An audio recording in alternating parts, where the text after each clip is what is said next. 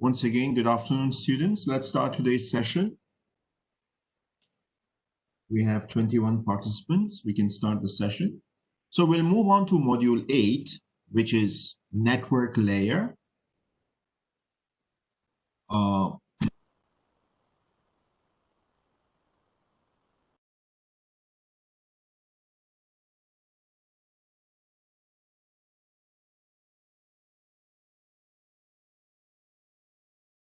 Looking at the network layer characteristics, we will look at IP version 4 and IP version 6 packets, and we will look at how actually routing happens and the concept of the routing table. Yes, I'm recording it. That's James. Yes, I'm recording it, James. No worries. So let's start with the network layer characteristics. Okay. It provides services to allow end devices to exchange data. Okay. A very important characteristic of a network layer is your IP addresses. Okay. If you look at your network layer, it will be responsible for IP addresses, also known as logical addresses, which can be version 4 address or version 6 address. The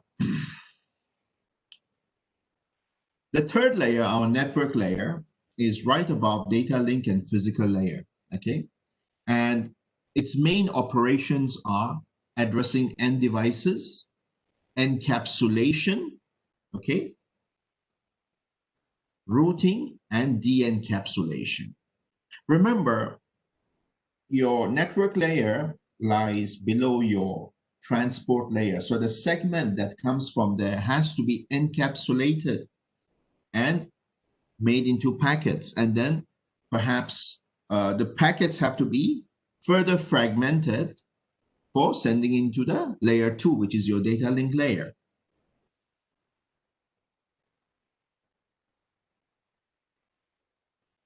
So IP encapsulates the transport layer segment, the segment that comes, okay? The protocol data unit that comes from the segment, so the segment that comes from your transport layer, okay? It is encapsulated in your network layer, okay? Now, your IP can either use a version 4 or version 6 address, okay? It can use any of those packets and not impact the layer 4 segment. The IP addressing does not change from source to destination, okay?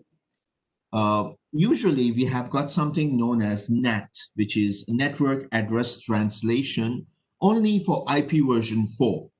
Okay, we'll be studying more about NAT in future sessions. But NAT is usually for translating your IP version 4 into public addresses, because IP version 4 has got limited capability. The public address for IP version 4 is not enough. That's why they invented something temporary called NAT to solve this problem, until we had a new addressing system, which is IP version 6, which gives us a huge range of public addresses, okay?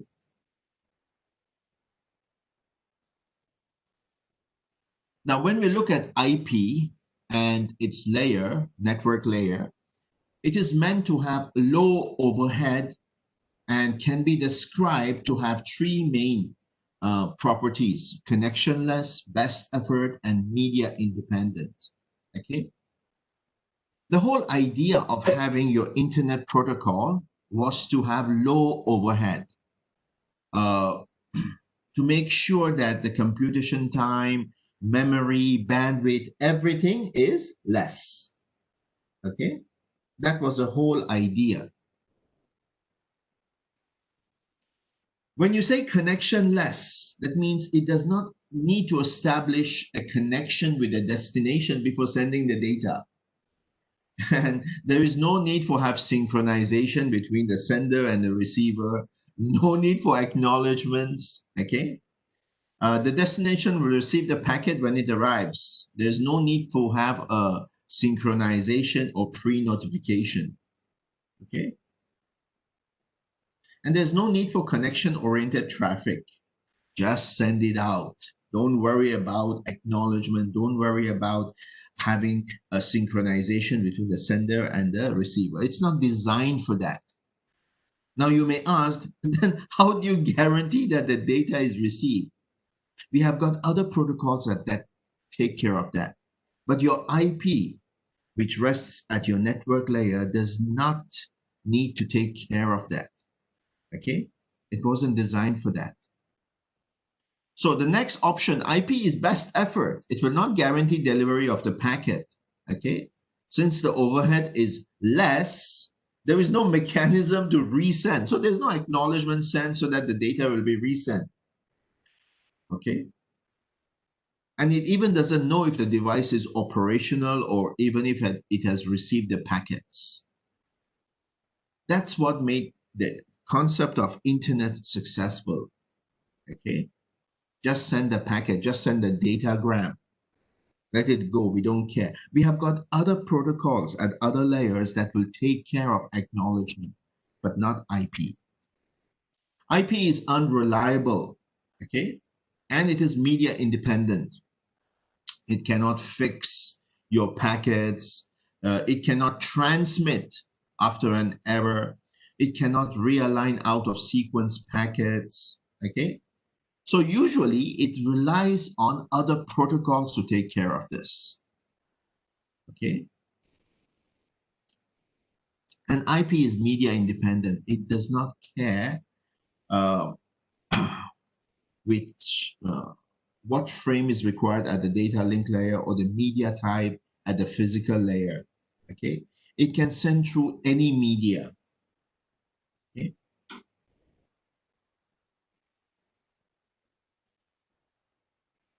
Usually, the network layer will establish the maximum transmission unit, also known as MTU, which tells it how much it can send. So this information will be given to it by layer 2, data link layer, okay? And once that information is given, then the network layer will know what is the MTU size and then send the data, okay? Fragmentation is when layer 3, that is your network layer, splits your packets into smaller units. Now, IP version 4 does that, okay? But IP version 6 does not fragment packets. So as you can see in this figure, it doesn't care what kind of media it is. IP can just send it through copper, through serial, through optical, through wireless. Okay, it will just send the data. Now let's look more at IP version 4 packet. Yes, as far as the network layer is concerned, we have got both IP version 4 and IP version 6. And the primary communication protocol is IP version 4. Okay, remember IP version 4, when it comes to public addresses, it's faded. We don't use that. But when it comes to your local enterprise, Ethernet, or local area network, we can still use IP version 4. So the network header has got many purposes. It ensures the packet is sent in the proper direction. It has got information about the different layers and different fields. And the information in the header is used by all layer 3 devices that handle the packet, all the network layer devices. So this is what your header fields look like, okay? It has got different fields, okay? And as you can see, amongst other fields, the most important fields are your source IP address and the destination IP address. Remember, we are talking about your network layer. Network layer deals in logical addresses, which is your IP addresses. Okay. Your MAC address was in your data link layer, if you remember well. Okay. So if we look, our header has got these functions. Now let's look at it more closely. We have got a version telling whether it is version 4 or version 6. And then we also have a DS. This is used for the quality of service. We have got a checksum to detect corruption in your IP version 4 header. We have got a TTL, which tells us about how many hop count it can have. Okay. Each network would be one hop count. We also have a protocol, which is telling us what is the next level protocol that it's going to get. And we have got, of course, the source IP address and the destination IP address. Now, this is for IP version 4 header. The IP version 6 header will be slightly different. Remember, IP version 6 was created to remove the limitations of IP version 4. So many of the fields that you see over here in IP version 4 have been removed in IP version 6 to make it much more smooth, a much better option. Okay. Suhas, no, there is no packet tracer activity today, but there will be a Q&A session.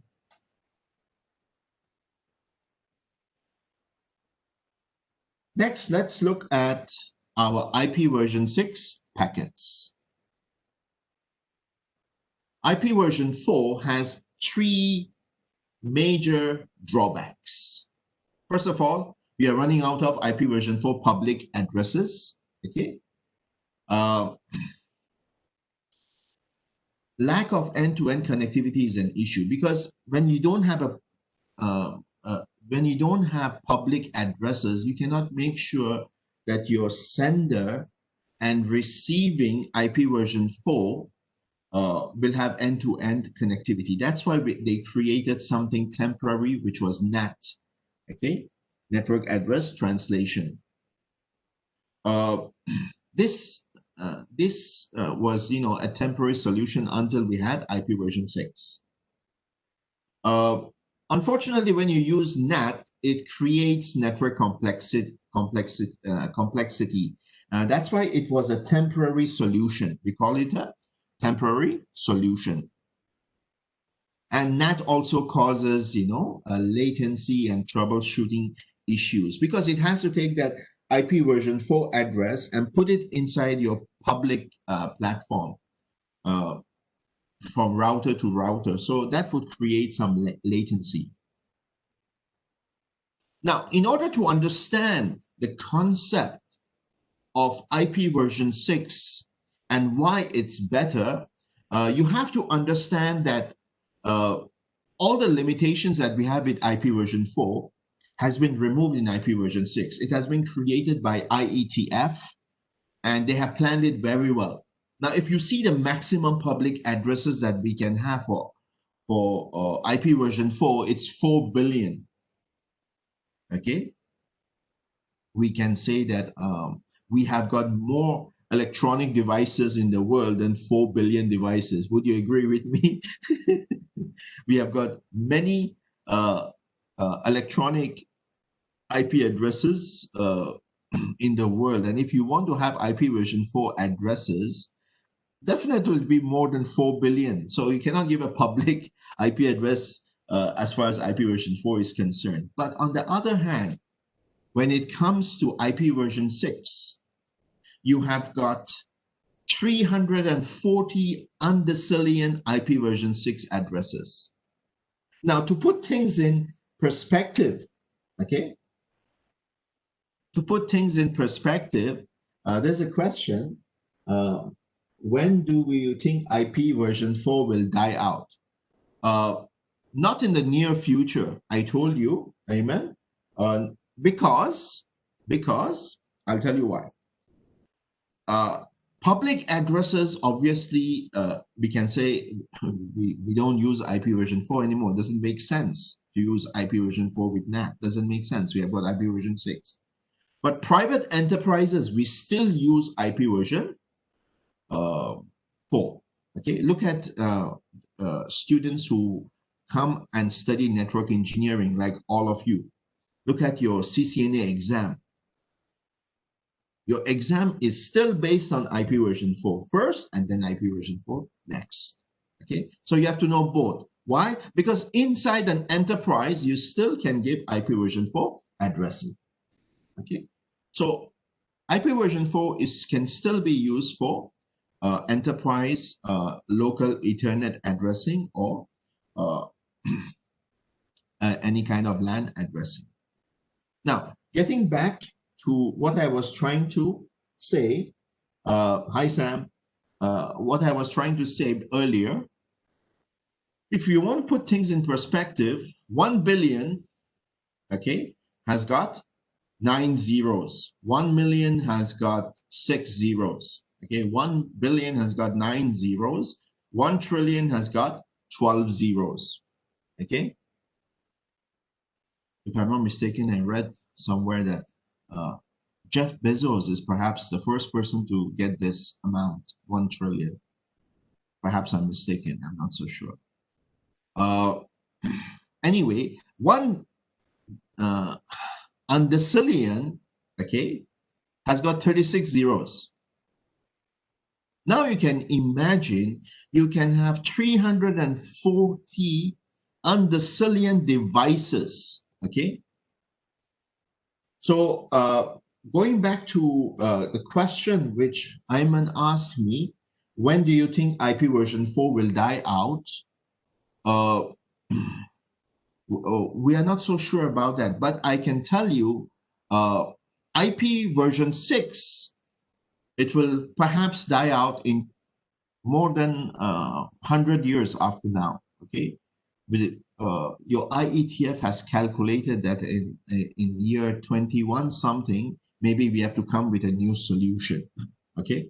Because by then, perhaps we will have exhausted this 340 undecillion network devices. Just imagine that many network devices in the world, okay, in the future, okay? So anyway, you can see that IP version 6 is here to stay, okay, at least for the next couple of years, okay, couple of decades, rather, I should say, okay, and it's an improved packet handling. And since you're not using NAT over here, yes, it's amazing. Since you're not using NAT over here, there's no latency, decreases the latency. Now, if you look at IP version 6 header compared to IP version 4 header, you can see that certain fields are missing, okay? Of course, you have got the source IP address and the destination IP version 6 address, but the other fields, the messy fields that you had, have been taken away. For example, there is no flag, there's no fragment offset, there's no header checksum, okay? So these are some of the different things that we have, different fields that we have and their functions. Now let's look at it. We have got a version again, which will be version 6, okay?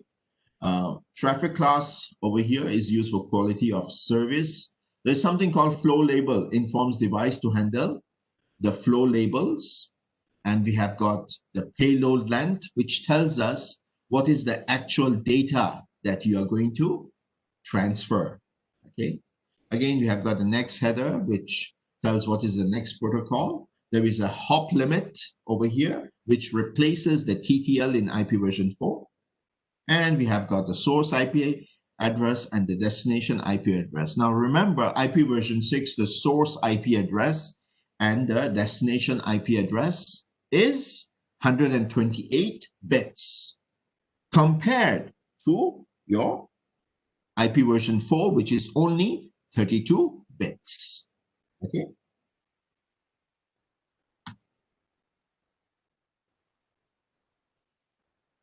IP version 6 packet may also contain something called extension headers. Okay, and now these extension headers, they provide extra information, layer information. They are optional and are placed between the header and the actual data. Okay, they may be used for, fragmentation, security, mobility support, and so on. Just remember that when you take a packet and fragment it in IP version 4, IP version 6 does not fragment the packets. Okay. Now, how does routing take place? In other words, how do we route? Okay. We all know that we have a device called a router, and a router is used to connect two separate networks together. But how does it do that? Let's have a look and try and understand this concept. Okay. Before we do a lab, let's get our theory correct. Okay. Our lecture session does not address the technicalities of CCNA, but in this sessions, we will understand how actually the routers work. Okay.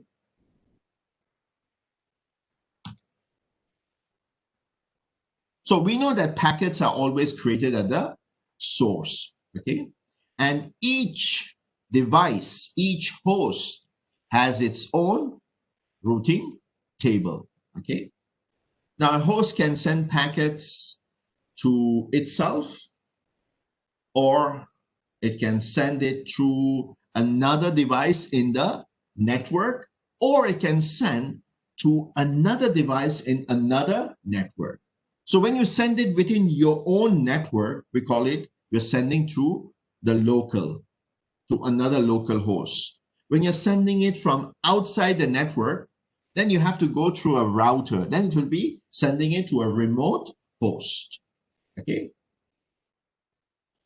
When you are, sending yourself, for example, you can ping yourself to make sure that your TCP/IP is working. Then you can, in fact, you can try it out. You can ping 127.0.0.1 IP address, IP version 4 address, to make sure that your network is working, your TCP/IP is working. Okay, your network card is up and running.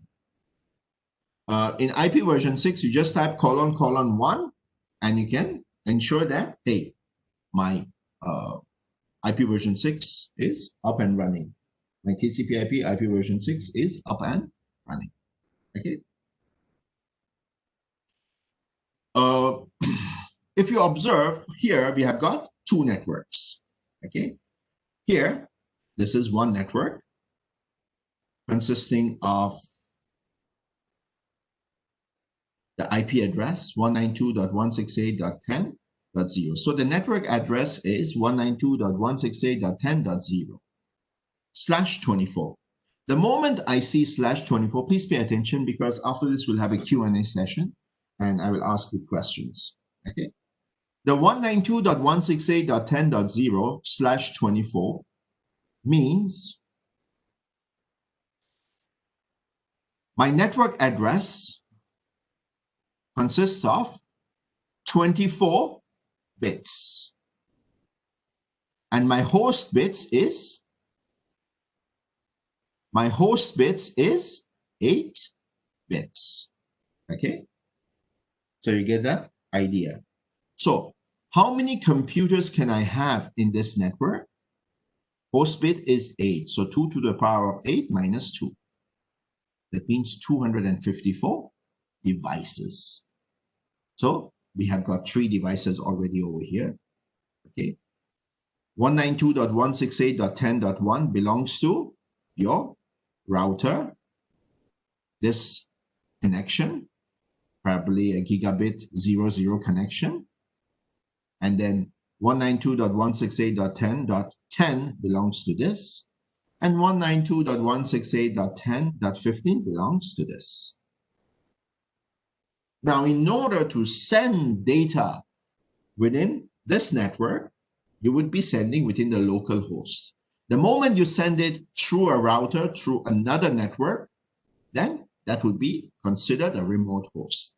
Now, these are some of the things that you should understand, the basic concepts. The source device determines whether the destination is local or remote. If you can access it within the same network, it is local. If you have to go through a router, then it is remote. Okay. Now, when it comes to IP version 4 addressing, the source uses its own IP address and subnet mask, along with the destination IP address. When it comes to IP version 6, the source uses the network address and prefix of the local router. Okay.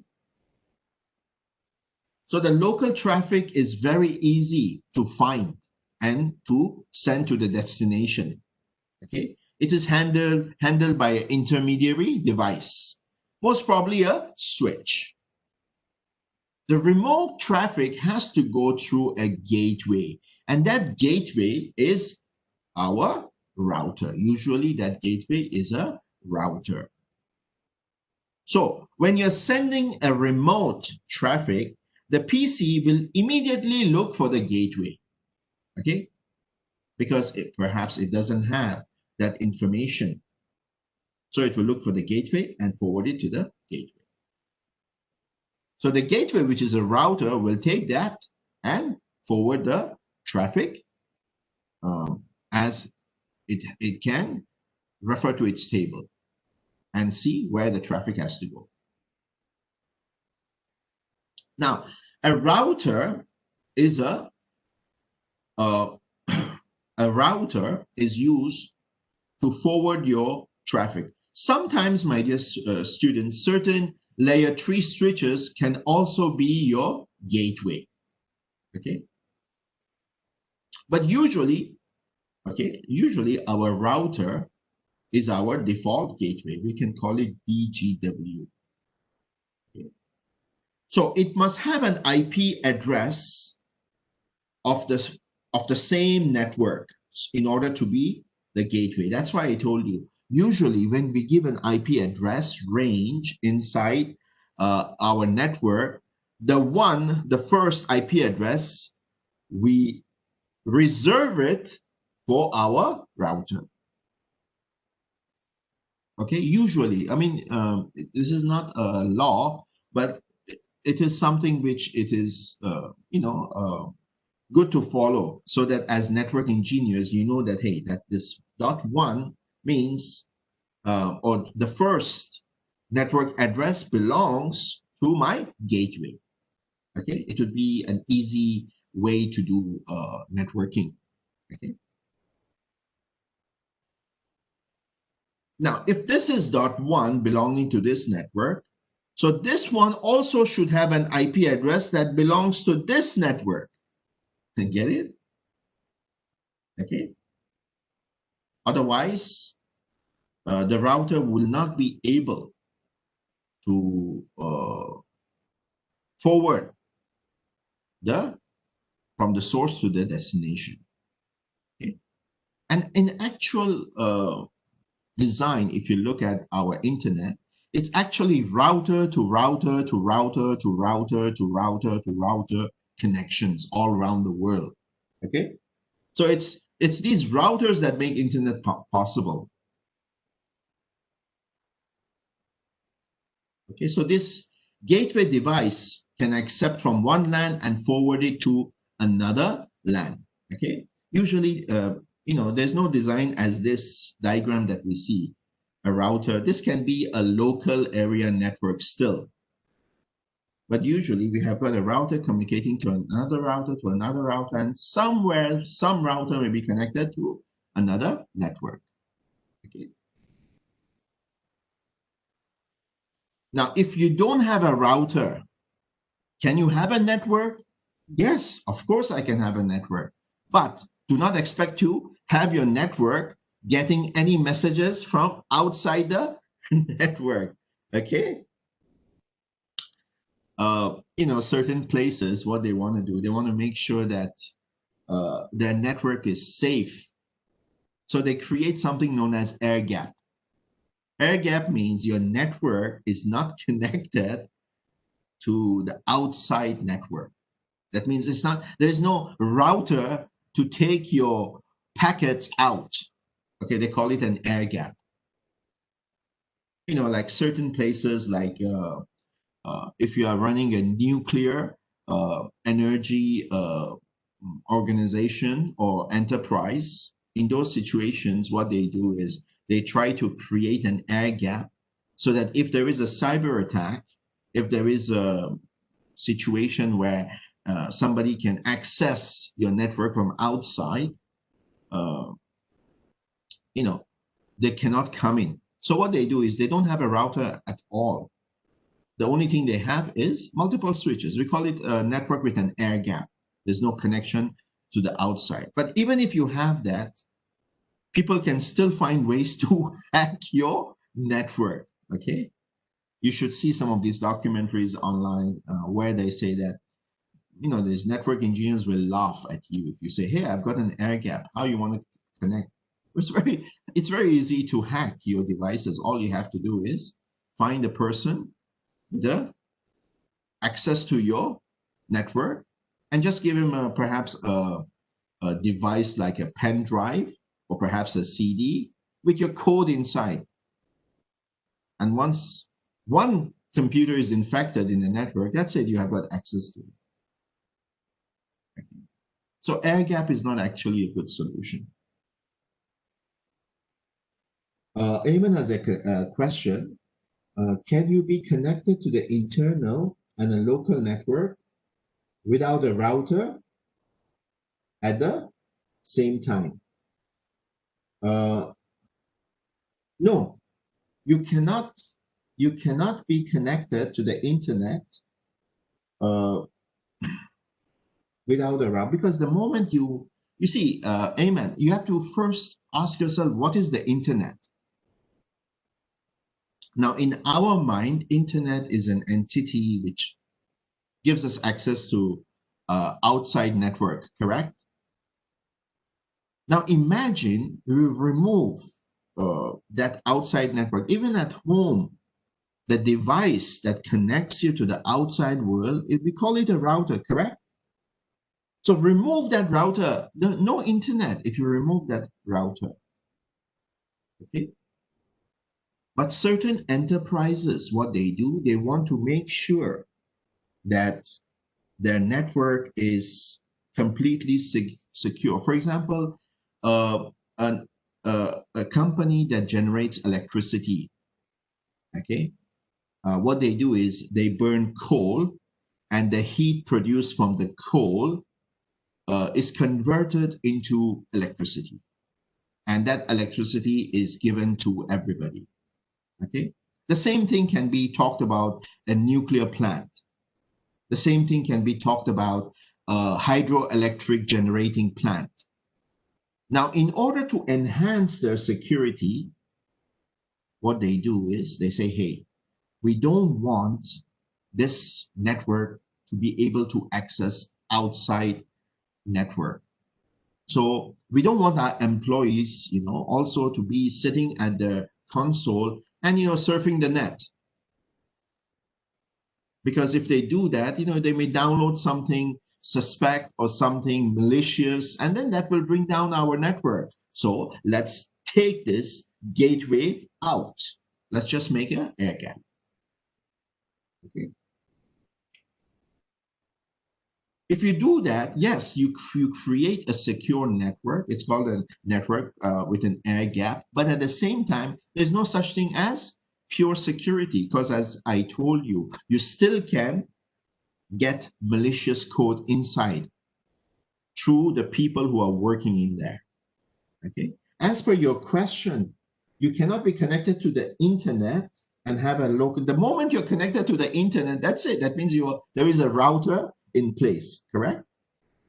But when you have an air gap, just imagine, even if you have a router inside your company enterprise, you can have a router to connect different subnets, different networks together. Because remember, I told you, if you have got two different IP addresses, the only way they can communicate is through a router. You still can have a router inside your network where there is no communication with the outside world, but it just connects two different subnets, two different IP addresses together. Okay, you still can have an air gap with routers inside, but you cannot connect to the internet without an outgoing router.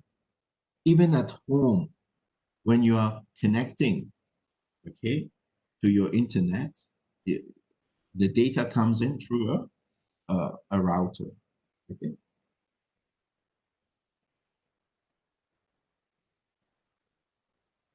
So without a router, remember, you cannot get outside your network.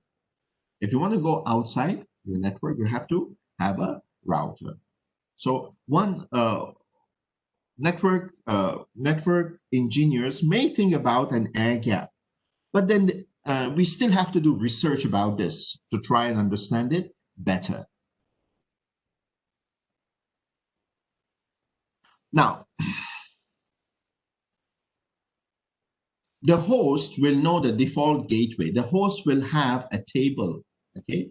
And it will know which is the default gateway inside the network, okay?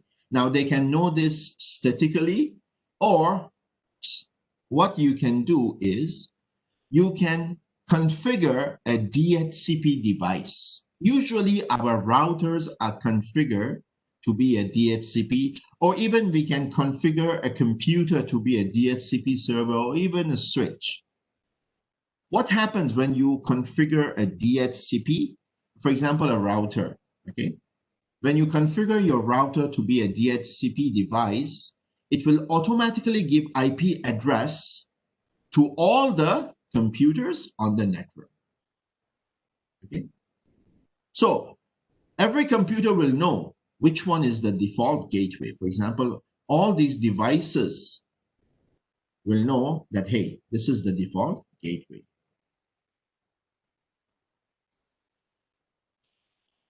In terms of IP version 6, it sends the router RS, a router solicitation. That means, hey, I want to know that whether you are my router, okay?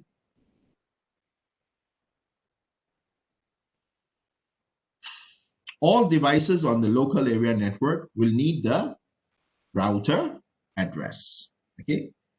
Without that, remember, no data will leave your network.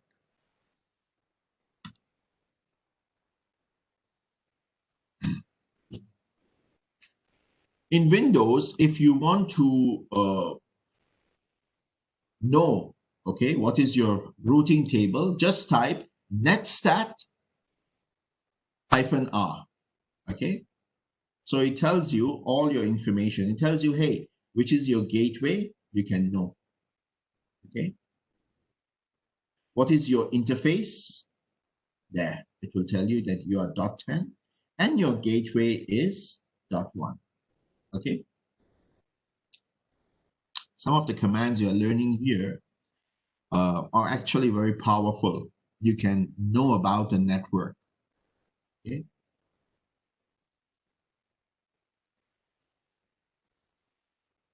So you can get information like interface lists, all potential interfaces.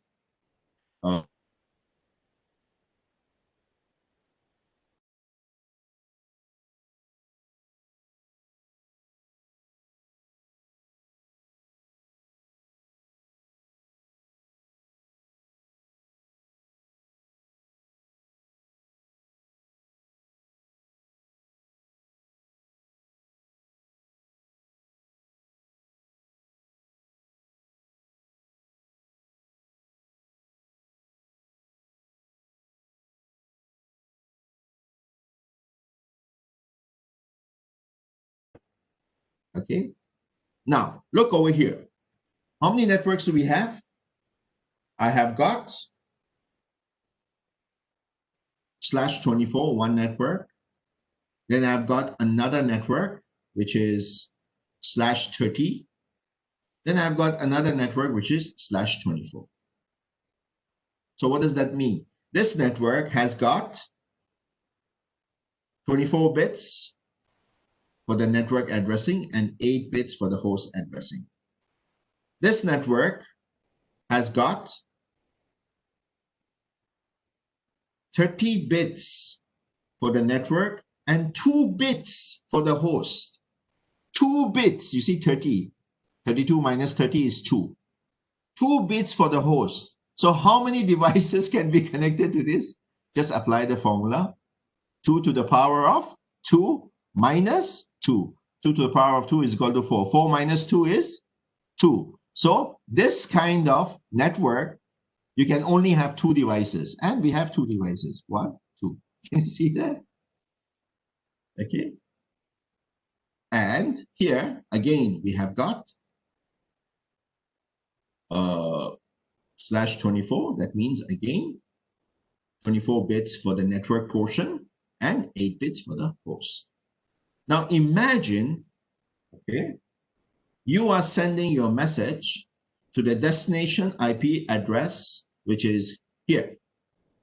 From PC1 and PC2 is on another network, okay? So it has to go through this network, and then through this router, then through another router, and then to your destination. Now the question is, how does all this happen? How does this gateway communicate with this gateway? Okay. Now we know that this G00, Gigabit Ethernet 000, has got an IP address which is 192.168.10.1, which belongs to this network. And we know that 10.1.2.0 is another network, and this section of the router 2 is 10.1.2.1. So how does this communicate with this? Okay. Now, the packet arrives on the Gigabit Ethernet 00 interface of router R1. So R1 will de-encapsulate the layer 2 Ethernet header and trailer. And then R1 will examine the destination IP version 4 address. Okay. Remember, the destination address is 10.1.10. Okay.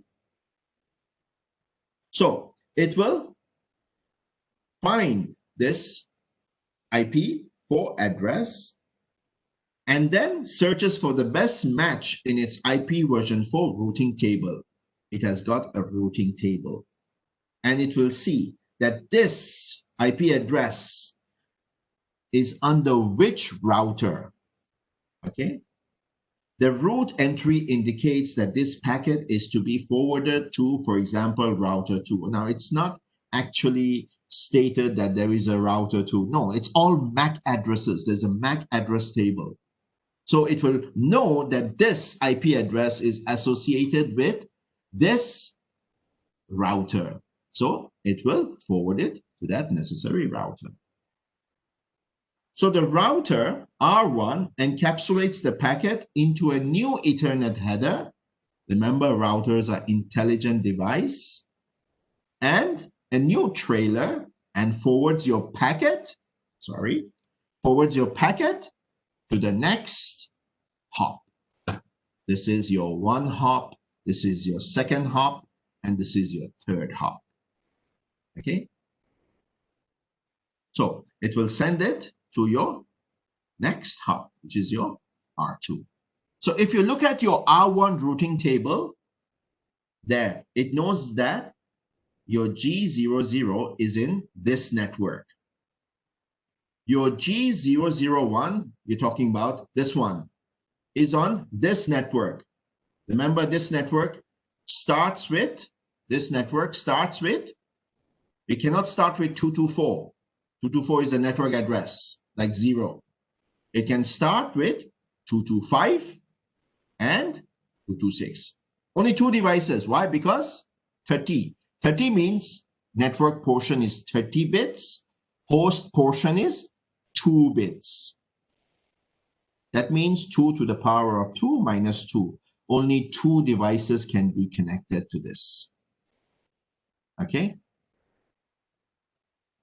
So, the R1 will have this network information, one network, second network. And it will know that, hey, I have to send my data to this network here. And I can access this network only through R2. Okay? So like I said, one hop, second hop, third hop. Okay? So this is how routers have information on each other. This is how your internet works. Whenever you're communicating, you go through your router to your internet service provider router. And then your internet service provider router will communicate with other routers. Okay?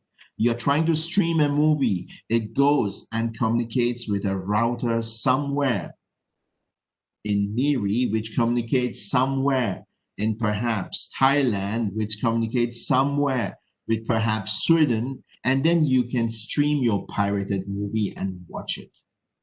That's how internet works. Router to router communication. Okay? So it's really amazing and interesting. Okay?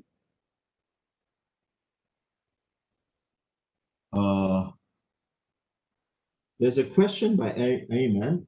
Isn't the destination IP version 4 address supposed to be 10.1.2.10? Why? Yeah, it is. You see over here, 10.1.2.10. Yeah, they just put a .10 so that you can imagine. The network portion will be the same always.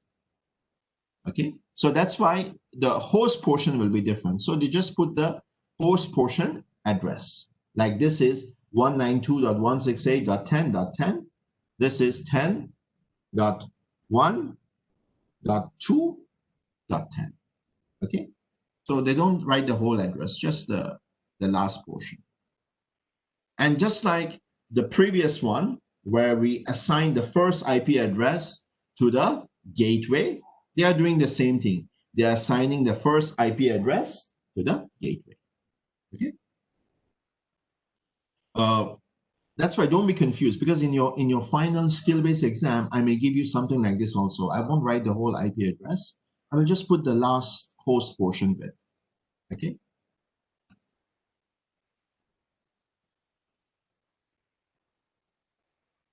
So there are three kinds of routes in a router's routing table. One is directly connected, one is remote connected, and another one is default route. Directly connected, these routes are automatically added by the router, provided the interface is active and has addressing. So within the network, a directly connected network. Within a network, a directly connected network. Now, remote is when you are communicating with another router.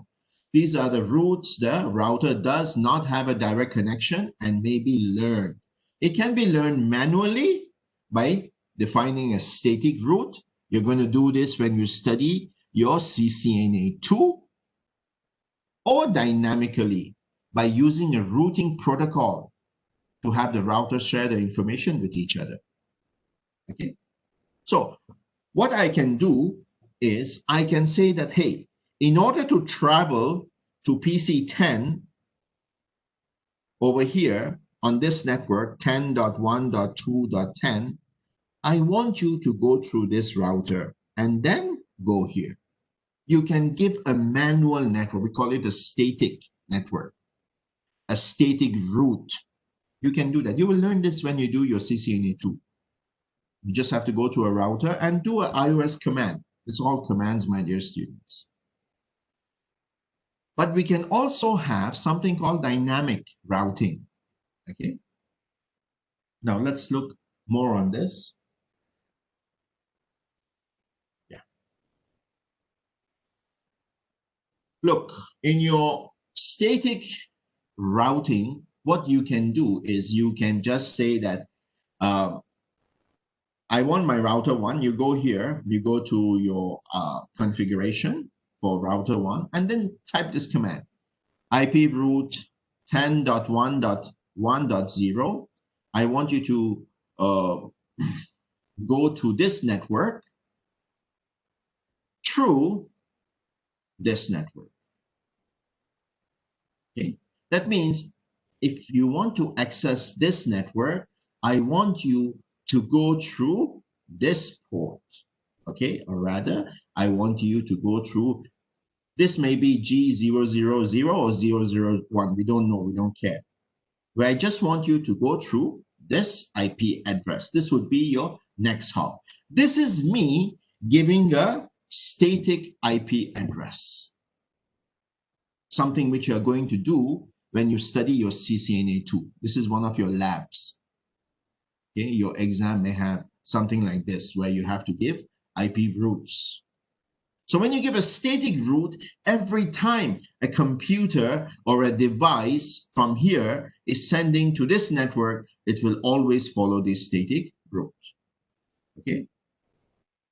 But the question is, what happens, God forbid, when you give a static root? What happens if there is a network disconnection? Which is something very common, more than you know, my dear students. That is why we have got redundant routers. If one fails, then they can take another part. A router does not have information in its table only of one neighboring router. No, it doesn't work that way. It has got information on its table about all the adjoining routers. Even when you're connecting to the ISP, there may be multiple ISPs that you can connect, multiple routers. Okay? So if, God forbid, one fails, then it will go to another one. So giving static IP addressing is actually having some drawbacks. Okay? It is good for small, non-redundant networks. If you are having a network within your own enterprise, okay, you can give static routing if you want to do that. You can also give a static for connecting to, outside network. But the issue is, what if there is a failure? So static routing has got its drawbacks. Okay, that's where dynamic routing comes into play. Okay, dynamic routing automatically discovers remote networks, and it maintains up-to-date information. All the latest routers that we have in the market, they can immediately, when you connect them, they can immediately sense what are the other routers in the network and populate their table with all the MAC addresses of the adjoining network routers. Okay, it maintains up-to-date information, chooses the best path to the destination. If, for example, this path is corrupted, or this path has got a huge traffic or bandwidth is compromised, no worries, find another path. Okay. Dynamic routing also shares static default routes with other routers. If you have a default static route that you have programmed, it will share with other routers. Okay. So here, R1 is using the routing protocol OSPF. Okay. Which is, if I'm not mistaken, OSPF is open shortest path first. Okay, that is one routing protocol. So when you use OSPF, R1 is saying that, hey, it's saying to R2 about that, hey, I belong to a network called 192.168.10.0. Okay, and then R2 will reply and say that, okay, it is connected to another network called 10.1.1.0. Okay. So remember, this is the network address. What is the network address of this network? 192.168.10.0. What is the network address of this network? 10.1.1.0. What is the network address of this network? 209.165.200.224. How many computers can you connect to this network? It says /30. /30 means 32 minus 30 is equal to 2. 2 to the power of 2 minus 2 is equal to 2. That means only 2 devices, which is connecting one section of the router to another section of the router. In other words, connecting gigabit 1 section of R1 to perhaps gigabit 0 or gigabit 1 section of router 2. Okay. Now, if also, if there is a, if you add another router or you remove another router and add additional router or, a new router, dynamic routing, especially using OSPF, okay? And also EIGRP is another routing, different kinds of protocols. It can use these different routing protocols to find what are the new routers that are added, okay?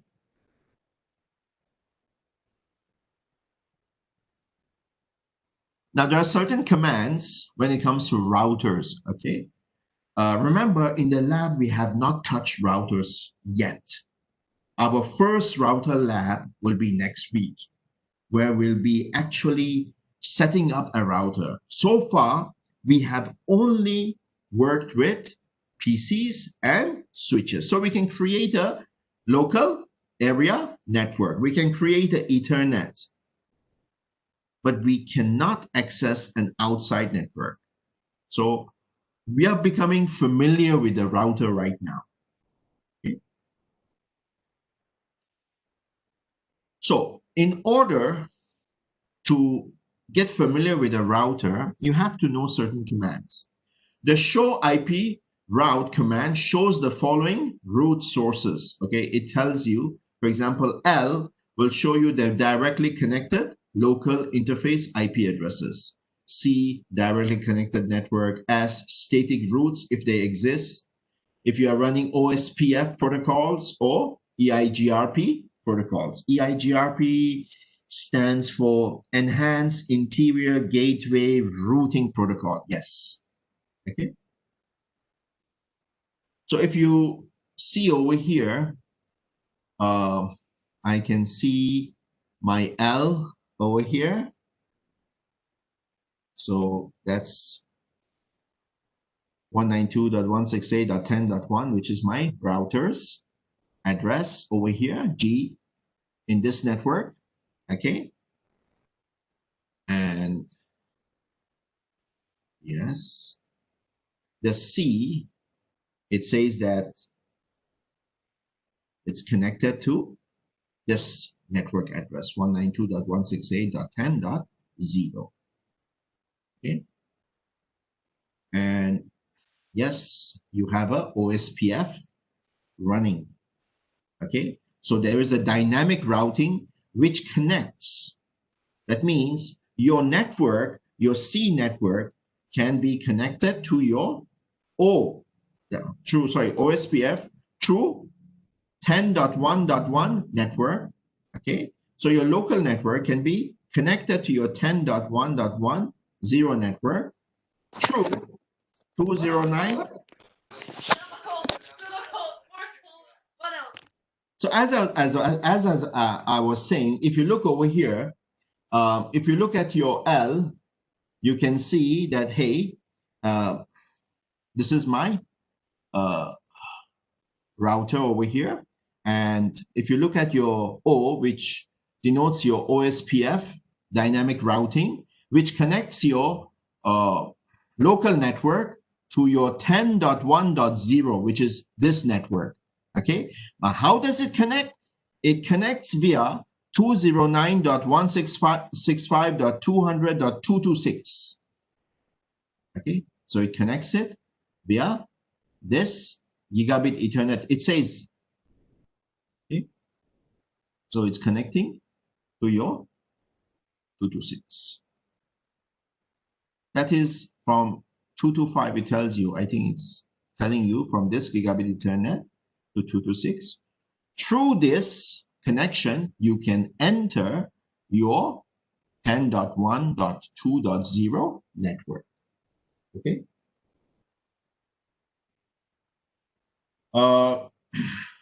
Now, these commands as a network engineer, if you are controlling a network. Apologies for that. I'm really sorry. No worries, Sam. No worries. It happens. It happens. Now, just pay attention. Don't worry. That section about the disturbance, I'll cut it away. Okay. I'll edit it out. So what we do, we run these commands, okay? When we show IP route command, we get information about whether if we have got dynamic routing running. So the moment you see your O over here, you can see, hey, it's dynamically routing you to this network through this connection, okay? And it also gives you information about your gateway, okay? And it also gives you information about your local network address and so on, okay? So this brings us to the end of first session, okay, which was an interesting session. Let me, okay, I'm going to stop the recording now.